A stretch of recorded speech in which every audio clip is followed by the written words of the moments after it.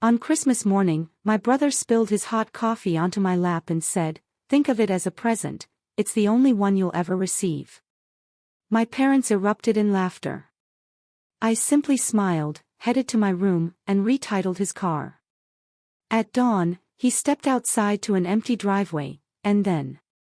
Can you imagine spending your entire life as the family's punching bag, while your golden child brother gets away with absolute anything?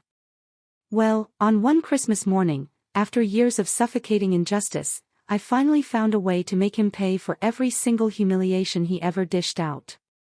And trust me, it was a long, long time coming. My name's Ryan, I'm 27, and for as long as I can remember, every Christmas at my parents' house felt less like a holiday and more like a twisted performance.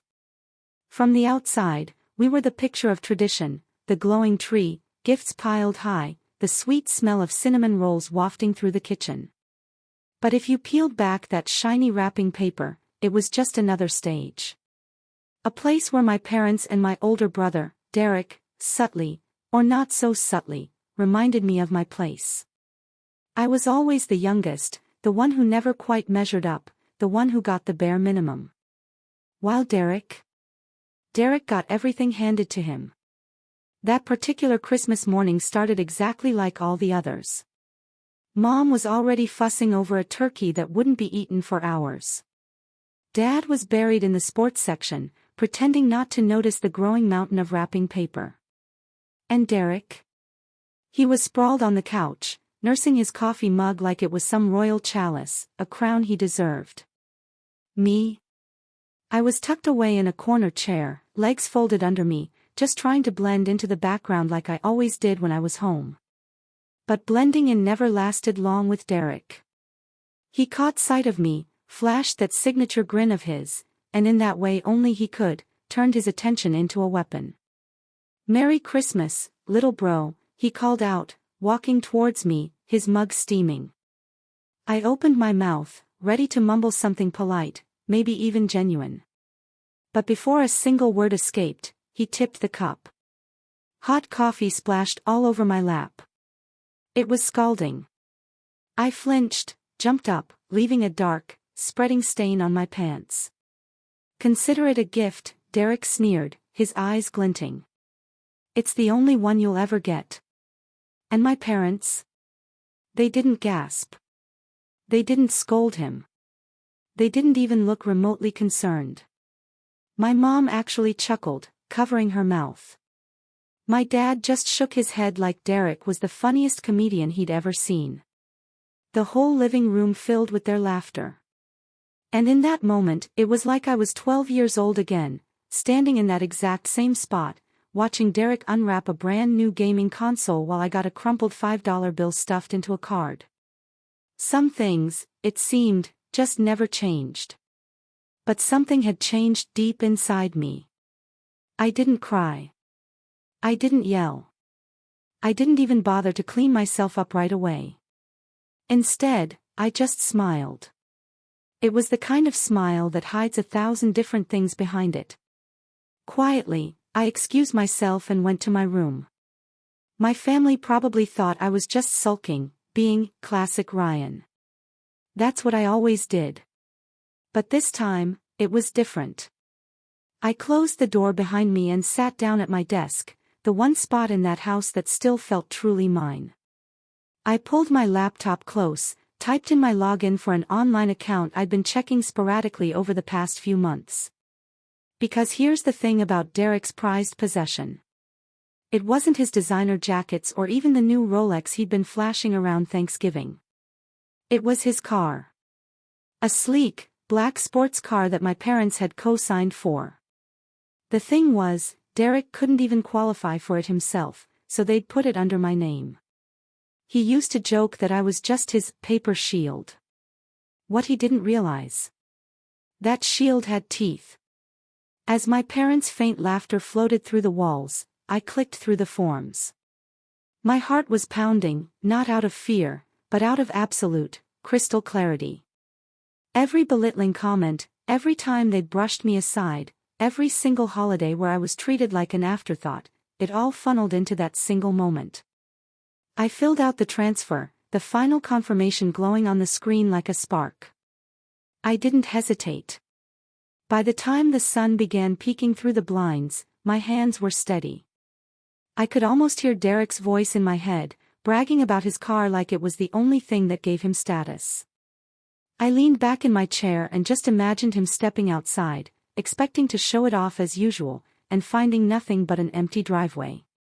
For the first time in years, I felt a flicker of control. And I knew that was just the beginning.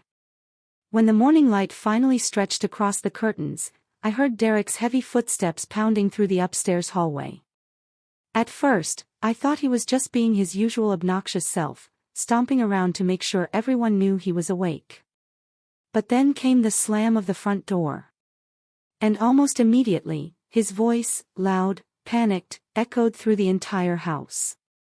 "Where is my CR?" I stayed upstairs, my hands resting on my desk, my fingers still tingling from the adrenaline of the night before.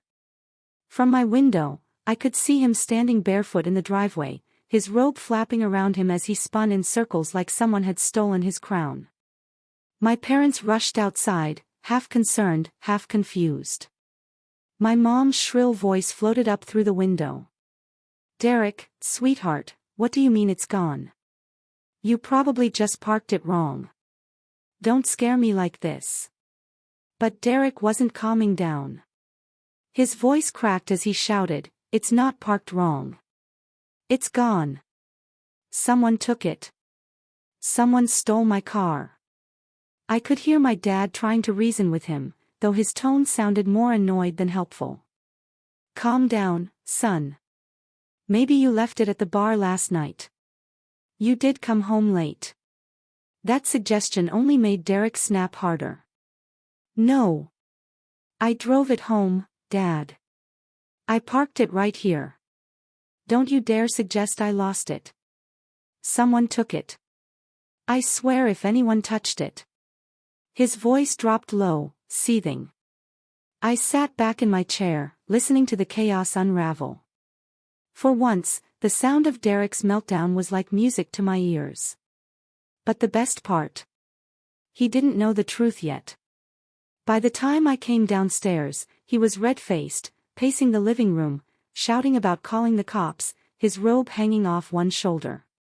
My parents were gathered around him, soothing him like he was a 5-year-old who just dropped his ice cream cone.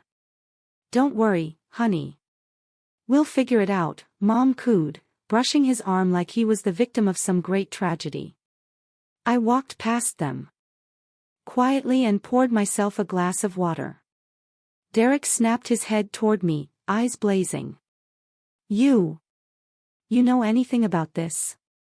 The room went silent. All eyes were on me. My parents' faces were expectant, but not in a way that implied they suspected me. Instead, they looked like they already assumed I was guilty just by default. I hadn't even said a word, and yet I was already on trial. I sipped the water slowly, keeping my face calm. "Know anything about what?" "Don't play dumb with me, Ryan." Derek barked. "My car is gone. Did you see anything? Did you hear anything? Tell me now."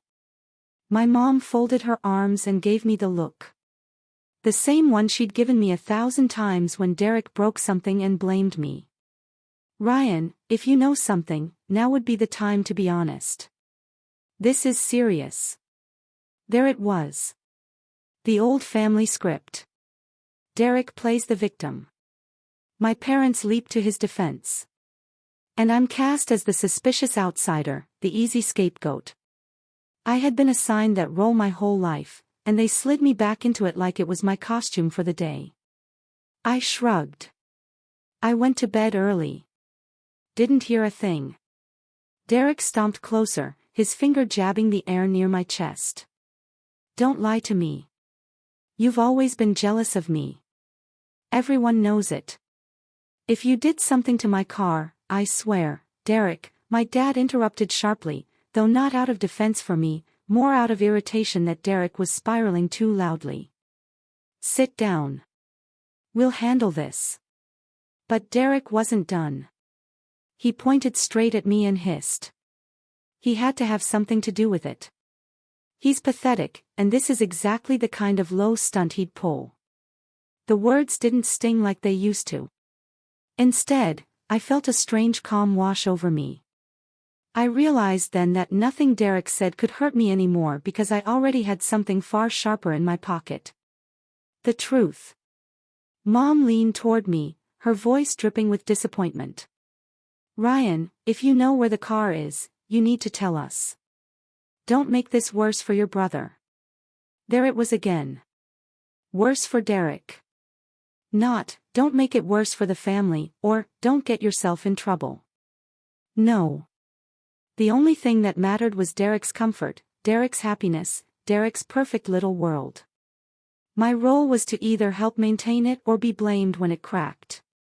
I looked at all three of them, their faces twisted in expectation, and forced a small smile.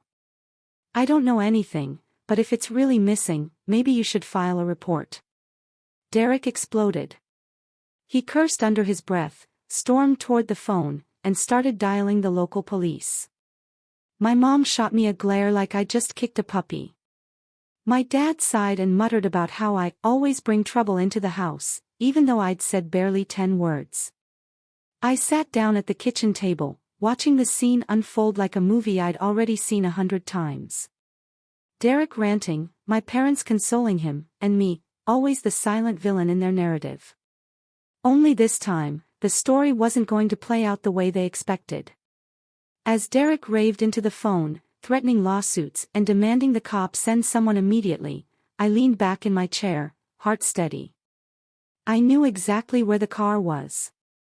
I knew exactly who held the power in that room. And for the first time, it wasn't Derek. The police didn't rush to our doorstep like Derek demanded. They told him to file a report online first and bring in any documentation he had about the car. That only made him angrier. He slammed the phone onto the receiver, stormed back into the living room, and shouted at all of us like we were personally responsible for their lack of urgency. My mom, of course, rushed to soothe him. Oh, honey, they just don't understand how important this car is to you. Don't worry, we'll handle it. She turned her head toward me then, narrowing her eyes. Ryan, go upstairs and grab your laptop. You can help Derek with the paperwork. I blinked. Incredulous. Why would I do that? Because, she said flatly, you don't have anything else going on. It's Christmas morning and your brother is in crisis. Family helps family. Family, that word was like a knife, sharp and twisted. Family had never been about me. It had always been about Derek, protecting him, building him up, shielding him from consequences. Family was the excuse they used to drain my college savings for his tuition. The justification for why I got second-hand everything while he got brand new. Now they were using it again to make me his secretary. I didn't move. My silence was enough to set Derek off again. Unbelievable, he spat. You're seriously going to sit there while my life is falling apart? You're useless. Always have been, always will be. Something inside me clenched. But it wasn't sadness. It was resolve.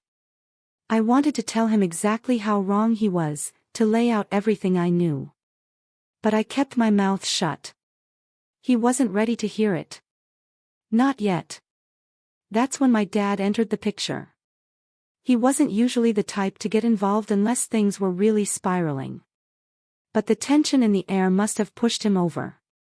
He pointed a finger at me and said, Ryan, you're going to help your brother. End of discussion. I won't have you sitting around smirking while he suffers. Do you understand me? Smirking, that was the word he used. Not refusing, not ignoring, but smirking. Because in their eyes, my silence was mockery. My calm was guilt. My existence was an offense. I didn't say a word. And that silence, that was what broke everything. My dad walked across the room, grabbed my wrist, and yanked me up from the chair so hard my glass of water toppled onto the floor. His grip was iron, his face just inches from mine. "You will sit down, log in, and help your brother find his car. If you don't, you can get out of this house and not come back." My mom gasped like he'd gone too far, but she didn't stop him. Derek stood there, smirking. The same smirk he'd worn when he accidentally locked me outside in the snow as a kid. Or when he told everyone at Thanksgiving that I was still single because no one wanted me. That was the breaking point. Not the coffee, not the laughter, not the accusations. It was my father's hand crushing my wrist and that ultimatum: help Derek or leave forever. In that instant, something inside me snapped. I yanked my arm free, my voice steady, but shaking at the same time. "You want me gone? Fine. But when I walk out that door, don't you dare call me back when you realize what you've done." They didn't understand what I meant. They couldn't. Not yet. But Derek's smirk faltered just for a second, like he'd seen something in my eyes he hadn't expected. That was the moment the balance of power shifted. Even if they didn't know it, because I wasn't the helpless scapegoat anymore. I was the one holding the string that could unravel their little world. And soon, I would pull it. I didn't wait for them to say another word. I went upstairs, every step heavier than the last. My father's ultimatum replayed in my head like a drumbeat. Help your brother or leave. It wasn't even surprising. Not really. I'd always known where I stood with them, but hearing it spoken out loud on Christmas morning, no less, was a kind of clarity that both burned and froze me inside. In my room, I shut the door and leaned against it, staring at the childhood posters that still hung on the walls. They looked ridiculous now, relics of a life I thought might one day be valued by the people downstairs. I sat on the edge of the bed, rubbing the red mark on my wrist where my dad had grabbed me. It didn't hurt physically, not much, but it pulsed with something deeper. Betrayal that had finally boiled over. The voices downstairs carried up through the floorboards. Derek was ranting about how the cops weren't doing enough. My mom was fussing about what the neighbors might think, and my dad was pacing like he could solve this with sheer volume. My name kept popping up in their sentences, always attached to suspicion, always dripping with disappointment. Ryan should have helped. Ryan must know something. Ryan is probably behind this somehow. I sat there for a long time, staring at the ceiling. For the first time in years, I considered what it would mean to actually walk away. Not just in anger, but permanently.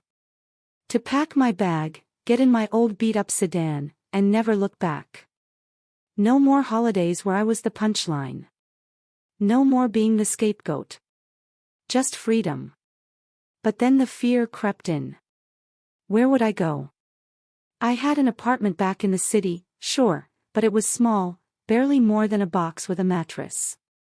The idea of never speaking to my family again felt like cutting off a limb, even if that limb had been poisoning me for years.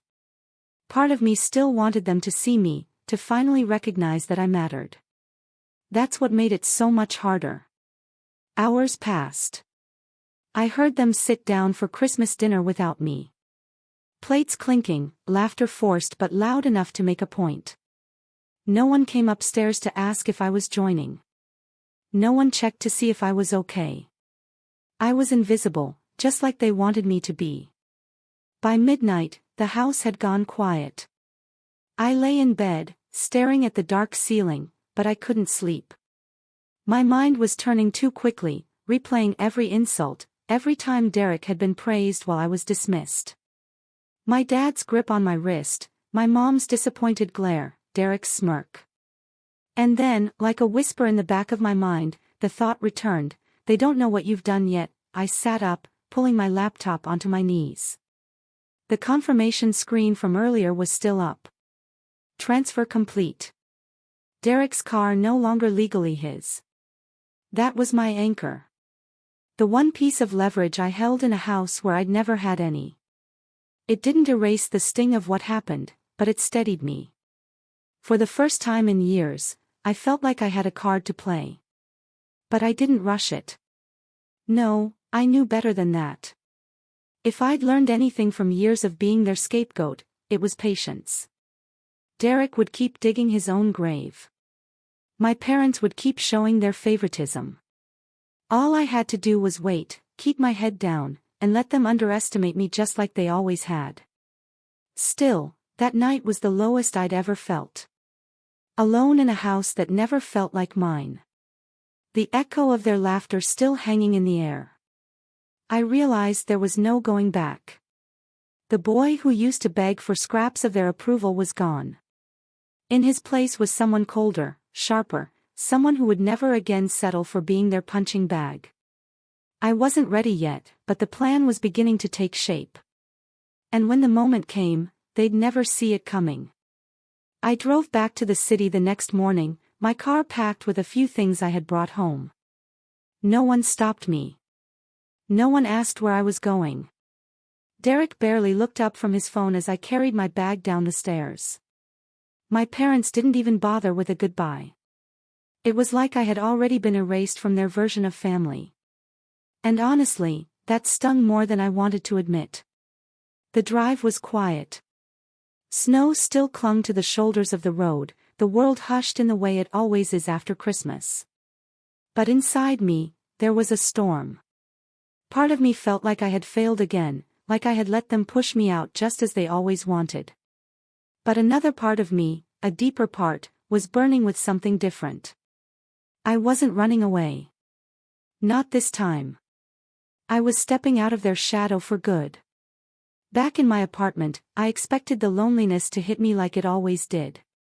Instead, what came was focus. My little one-room space with its second-hand furniture and rattling heater suddenly felt like freedom. No one was watching me. No one was mocking me. No one was waiting for me to fail. For the first time in my life, the silence wasn't oppressive. It was mine. I buried myself in work. My job wasn't glamorous. Entry-level at a tech firm where I spent most of my time fixing other people's mistakes. But I threw myself into it with a kind of hunger I hadn't known before. I stayed late. I asked questions. I learned the systems inside and out. I became the person people turned to when they needed something done right. And slowly, people started noticing. My boss started noticing. Promotions don't happen overnight, but by spring, I had moved out of the entry-level pool and into a role with real responsibility. The pay was better, but more importantly, the respect was different. People listened to me. They sought out my input. Every nod, every good job was like water to a starving plant. Outside of work, I finally had the courage to take risks. I'd always been interested in investing, in building something of my own, but back home, every idea I shared had been laughed at. Derek once told me I'd lose a fortune before I made a dime. I carried that voice in my head for years. Now, free from it, I finally opened that brokerage account I'd been too afraid to touch. I started small, cautious, but I studied hard. The late nights that used to be spent replaying arguments with my family were now filled with charts, books, and forums. And slowly, the numbers started to grow. By the end of that year, I wasn't rich. Not yet. But I was stable in a way I had never been before. My savings were solid. My investments were moving in the right direction. At work, I had earned another promotion, this time with my own small team to lead. For the first time in my life, I wasn't the weak link. I was becoming someone worth reckoning with. And then something happened that sealed my resolve. One Friday evening, as I was locking up my computer, my boss stopped by my desk. He was a man who rarely wasted words. But that night, he looked me in the eye and said, "You've got potential, Ryan.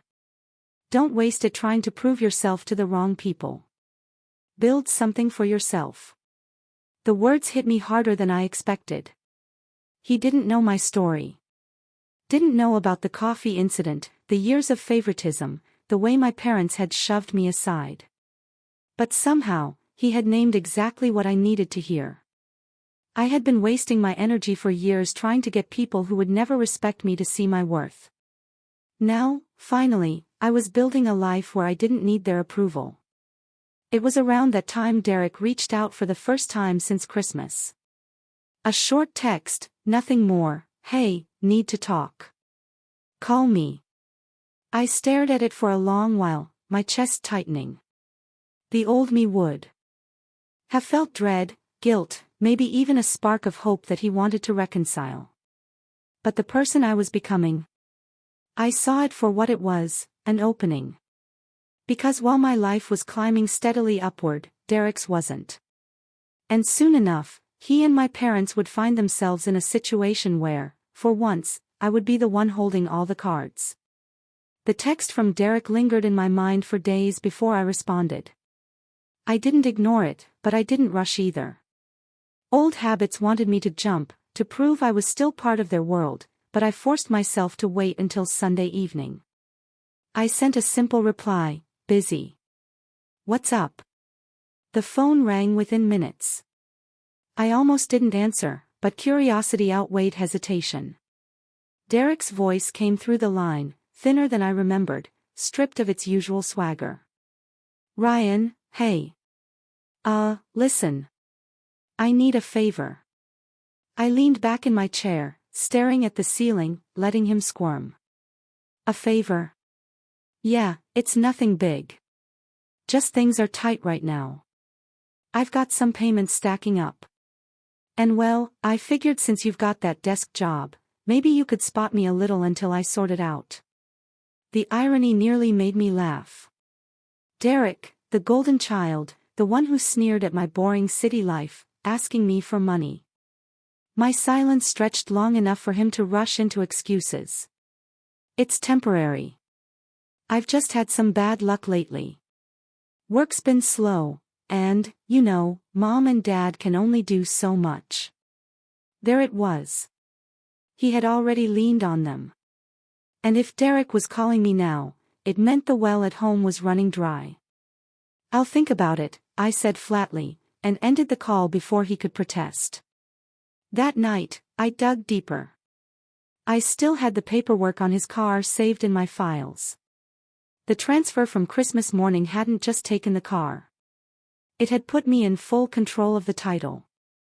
Derek hadn't realized it yet, probably too busy blaming thieves and incompetent cops, but legally, that car was mine. But that was only the surface.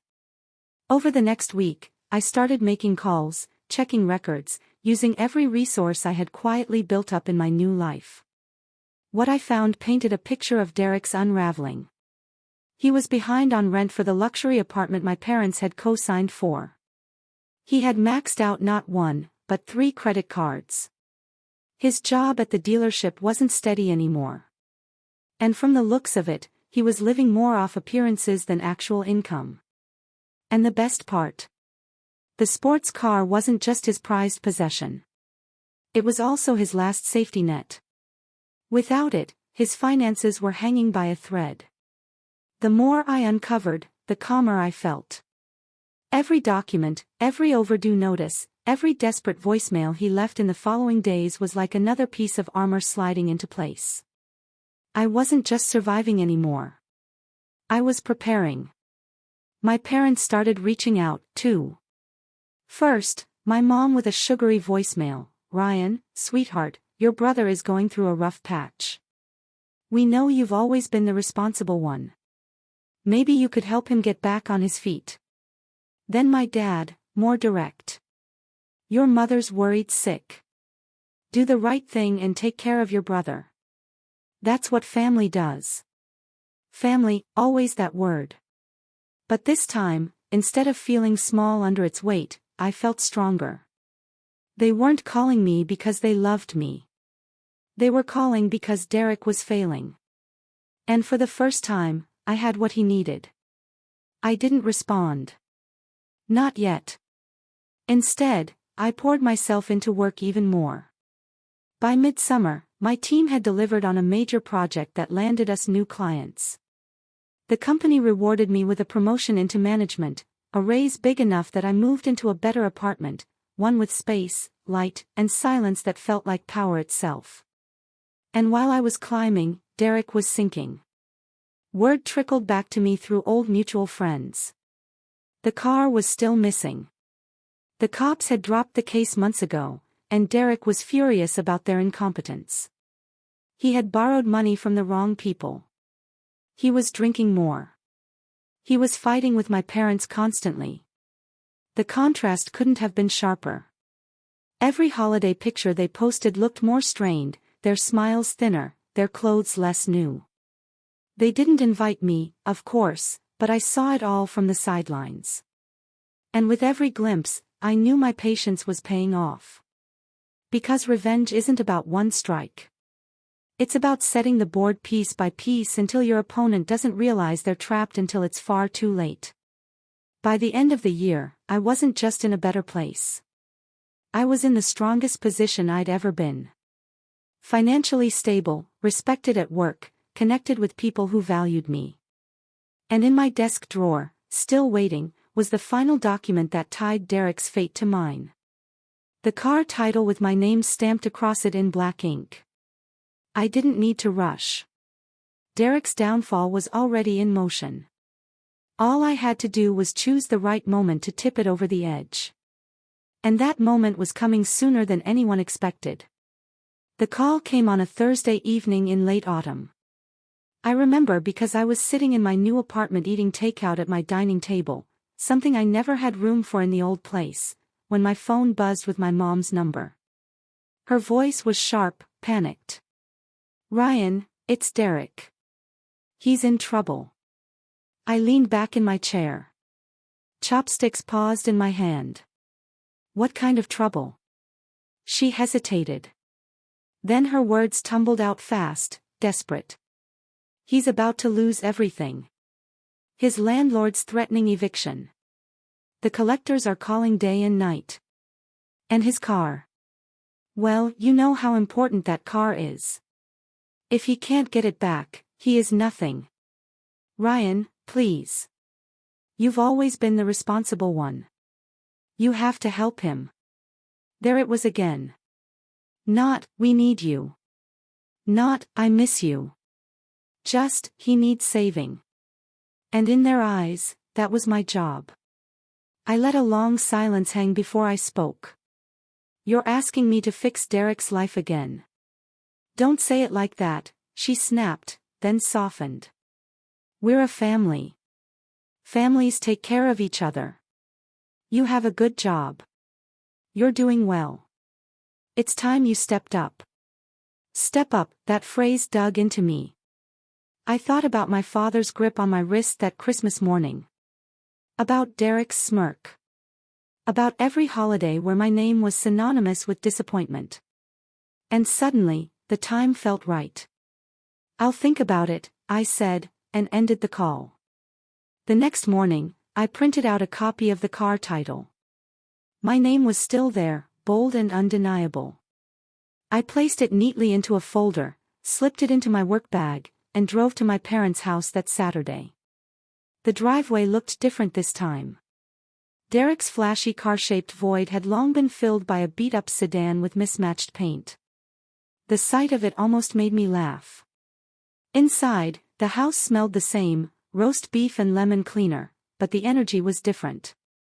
Derek was slouched at the kitchen table, thinner, tired, eyes rimmed red. My parents hovered around him like anxious satellites. When I walked in, all three heads snapped toward me. My mom rushed forward with a brittle smile. "Ryan, you came. Thank goodness. Your brother really needs you right now." I sat down at the table without a word, pulled the folder from my bag, and laid it flat on the table. Derek's eyes flickered down, confusion knitting his brow. "What's that?" he asked, his voice strained. "Your car," I said simply. He blinked. "What do you mean, my car?" "It was stolen." "Not stolen." I slid the title toward him. "Transferred on Christmas morning." You remember that day, right? The room went dead quiet. My mom's hand froze mid-gesture. My dad's jaw tightened. Derek snatched up the paper, his eyes scanning furiously, his lips moving as if he couldn't believe the letters. When he reached the end, his face drained of color. He started, but his voice broke. He tried again, louder this time. You did this. You stole it from me. I leaned back, calm, steady. No. Legally, it was never yours. Remember, you couldn't qualify for the financing. Mom and Dad had it signed over to me as a technicality. You even bragged about it at the time. Called me your paper shield. You just never thought the shield had a choice.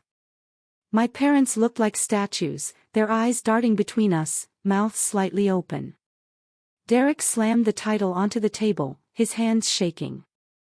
You ruined me. Do you have any idea what I've been through because of this? Yeah, I said quietly. I do. I've lived through it my whole life. Every time you mocked me. Every time you pushed me aside. Every time they laughed at me instead of standing up for me. You dumped coffee on me last Christmas and called it a gift. So, I gave you one back. The silence that followed was thicker than anything I'd ever felt in that house. My mom finally whispered, Ryan, how could you? But even she sounded uncertain, like she wasn't sure who the real victim was anymore. Derek lunged forward, jabbing his finger at me. Fix this. Give it back right now. I held his gaze and slowly shook my head. No. The word landed like a hammer. For the first time in my life, I wasn't the one shrinking under their stares. I was the one holding the power. And Derek knew it. His face twisted, fury and panic mixing into something almost pitiful. My dad started to speak, but the words caught in his throat. My mom's hands trembled at her sides. And me? I just sat there, calm, steady, watching as the truth finally began to sink in. The golden boy wasn't untouchable anymore, and I wasn't the scapegoat. Not anymore. Derek's rage spilled over in an instant. He shoved the title back across the table, nearly knocking over a glass. You think this makes you powerful? You think this is funny? You ruin me. I'll sue you. I'll drag you into court. You won't, I cut in, my voice calm enough that it startled even me. Because everything about that car is airtight. My name's on the title. I made the payments after you fell behind. I covered the insurance when you couldn't. You don't have a leg to stand on, Derek. Not legally, not morally. For a moment, he was speechless, his mouth opening and closing like he was gasping for air. Then his eyes flicked toward my parents, searching for backup. Mom. Dad, say something. He can't do this to me. My mom's face was pale, her lips pressed into a thin line. My dad finally spoke, his voice low, almost defeated. Son, he's right. The car was never really yours. It was like watching a mask fall off Derek's face. For years, he'd been the golden child. Shielded, praised, excused. But in that moment, his own parents couldn't protect him anymore. He stumbled back into his chair, his hands raking through his hair, his voice cracking. This isn't fair. This isn't fair. I stood, slipping the folder back into my bag. Fair? That's rich. You never cared about fair when it was me on the receiving end. You laughed. They laughed. And now you want mercy. I shook my head. Not this time. My mom reached out, her eyes glistening, but I stepped back before she could touch me. Ryan, please don't do this. We're family. That word again. It almost made me laugh. Family isn't supposed to hurt you just because they can. Family isn't supposed to laugh when you're humiliated. You made it clear what I was worth to you. Consider this my answer. Derek looked up, eyes wild, desperate. So what now? You walk away and leave me with nothing. I met his gaze and let the silence stretch before answering. No, Derek. You left yourself with nothing. I just stopped carrying the weight of it for you. The room fell silent. For the first time in my life, no one interrupted me. No one dismissed me. No one laughed.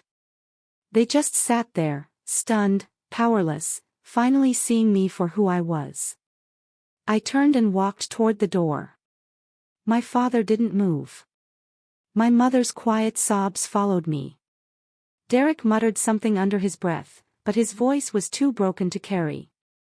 Outside, the air was cold, crisp, almost biting. I walked to my car, the one I had earned, paid for, and owned in every sense, and slid behind the wheel. Through the window, I could see them standing in the kitchen, 3 small figures framed by the light of the house. For once, I wasn't the one left behind. I started the engine, the sound cutting through the silence of the street. And as I pulled away from that driveway, the one where I had always been the shadow to Derek's spotlight, I felt lighter than I ever had before. That Christmas, they gave me coffee, laughter, and humiliation. I gave them silence, truth, and loss. And it was the only gift they'd ever truly earned. What do you guys think? Was I too harsh, or did I finally give them exactly what they deserved? I'd really love to hear your thoughts on this.